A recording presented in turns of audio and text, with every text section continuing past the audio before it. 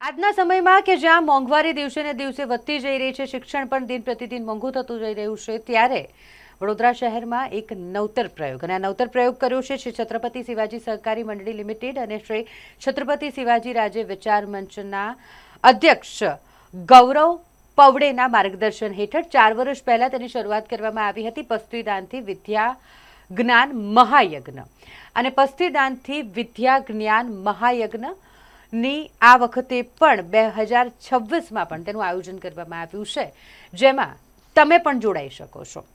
તમારી પાસે જે પણ પસ્તી છે તે તમે મોકલી શકો છો તેમને, અને તેમાંથી જે પણ રૂપિયાની કમાણી થશે તે રૂપિયાની નોટબુક ખરીદી અને જરૂરિયાતમંદને આપવામાં આવશે. આ અભિયાન અંતર્ગત તેઓ આ સરસ કામગીરી કરી રહ્યા છે.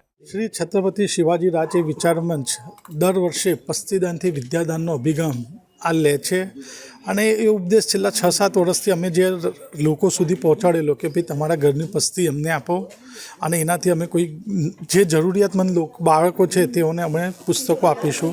તો એ અભિગમના ભાગરૂપે આપના શ્રોતાઓએ જે અમે કરેલી હાકલને હાથોહાથ લીધી, અને આજે જ આ વાડી સ્થિત બહેનોએ પોતાની બચાવેલી પસ્તી આશરે 100 થી 150 કિલો આજે અમને આપી રહ્યા છે, અને આજથી એની શરૂઆત થયેલી છે. નાનો કાર્યક્રમ 20 મે સુધી આપણે આ નોટબુક વિતરણ કરીશું, અને હું આપના શ્રોતાઓને હાકલ કરું છું કે આપની પાસે પસ્તી હોય તો એ ચોક્કસ અમારા લોકોને આપે, તો એનાથી વિદ્યાર્થીઓને અમે લોકો મદદ કરી શકું.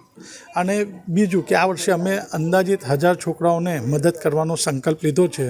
તો આપના શ્રોતાઓ વધુમાં વધુ આપે અને અમે લક્ષ્ય સુધી પહોંચીએ એવી આશા વ્યક્ત કરું છું. પસ્તીદાનમાં મેં પોતે 100 કિલોના આસપાસ મેં પસ્તી એકત્ર કરી છે. લોકોના ઘરે ઘરે જઈને અને લોકોને અમે લોકોએ એડવાન્સમાં કહીને રાખ્યો છે 6-8 મહિનાથી કે તમે પસ્તી ભેગી રાખજો, ભેગી કરીને રાખજો, અને અમે આવીને લઈને જઈશું. અને એવી રીતે મેં આજની તારીખમાં મેં અંદાજે 100 કિલો જેટલી પસ્તી ભેગી થયેલ છે. શું લોકોને મેસેજ આપશો? એટલું જ કહીશ કે કંઈ નહીં તો આ પસ્તીદાનથી કોઈ છોકરાનું ભવિષ્ય ઉજ્જવળ થતું હોય તો એમાં તમે સહભાગ કરશો તો કશું ખોટું નથી. તો કોઈ પણ છોકરાનું ભવિષ્ય ઉજ્જવળ થશે, કેમ તો આજના જમાનામાં શિક્ષણ ઘણું બધું મોંઘું થઈ ગયેલું છે, એટલા માટે.